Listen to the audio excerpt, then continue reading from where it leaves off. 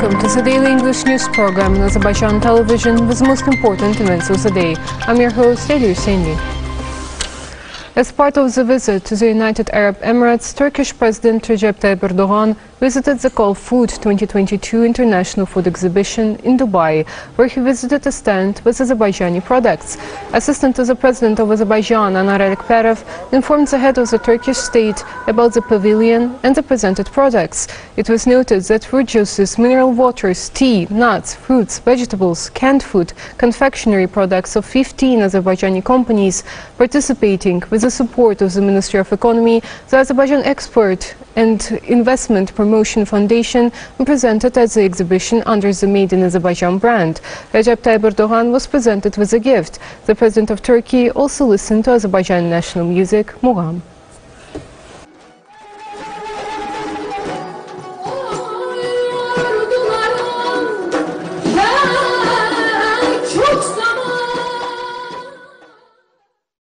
The report prepared by Azerbaijan, entitled "The Misuse by Armenia of Non-Commercial Organizations and Charities for the Financing of Corruption, Money Laundering and Terrorism," was disseminated as an official document of the UN General Assembly and Security Council. The report stresses that only during the Patriotic War, funds at the amount of more than $170 million were collected by the Armenian diaspora organizations operating in 73 countries, and out of that, 110 million were transferred to the state budget of Armenia to meet the cost of the war. Such donation campaigns, organized and managed by the Hayastan All-Armenian Fund, where political leadership of Armenia is represented, also continued after the signing of the trilateral statement. In this regard, the Ministry of Foreign Affairs notes that such activities, creating illegal flow of money to the territory of Azerbaijan, is a brutal violation of the international obligations assured by the countries where the Armenian diaspora organizations operate. The UN member states are called to take countermeasures.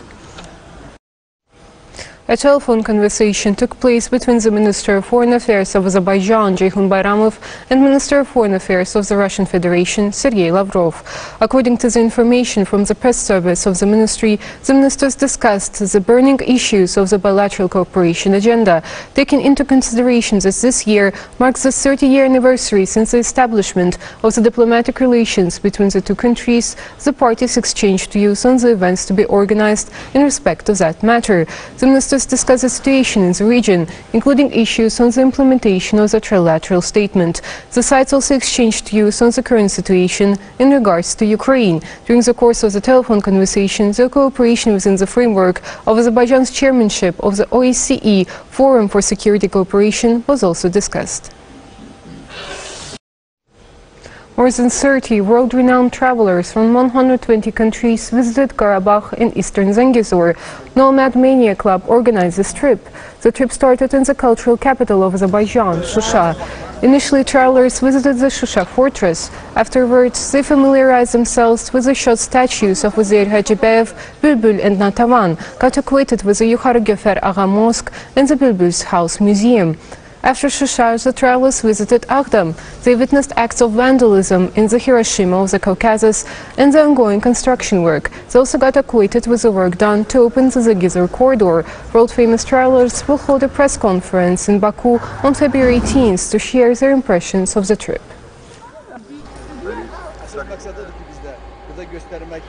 The main purpose is to show the destruction committed here by the Armenians and to inform about the works underway. We have guests from around the world, and the objective is to share the destruction committed by the Armenians with the world. This is my second time here, because in September we came with another group, again led by Maharaj, but now it's much colder and there's snow. So yeah, of course we know that these territories belong to Azerbaijan according to the United Nations. Weapons and ammunition were found in the Fuzuli region.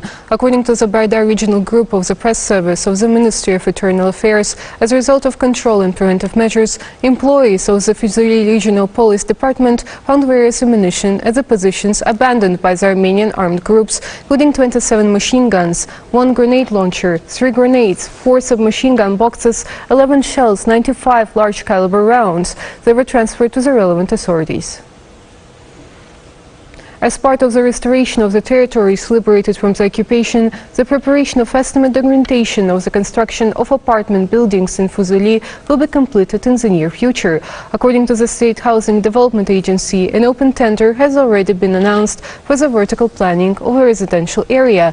After passing the state examination, open tenders for construction work will be announced. In order to inventory the existing gas supply network in the liberated territories, work continues. Today, the inventory of existing gas pipelines in the city of Shusha, the village of Hadrut, the villages of Tukh, Büyük Tağlar, Zoğalbulaq, Azık, Edilli, Akhulu, Akbulaq, Şair of the Khojavend region, the former military unit located in the village of Gachar of the Fuzuli region has been completed. An electronic map of the gas supply network and technical information for the settlements have also been prepared. The European Union and the World Bank reached a deal on the support program for reforms in Azerbaijan, in connection with which an agreement was signed. The year program, financed by the European Union with a total budget of 5.25 million euros, is regulated by the World Bank. Until this day, the World Bank provided Azerbaijan with a $3.5 billion loan for implementation of more than 50 projects. The World Bank is also ready to participate in the restoration of the Azerbaijani territories liberated from the occupation.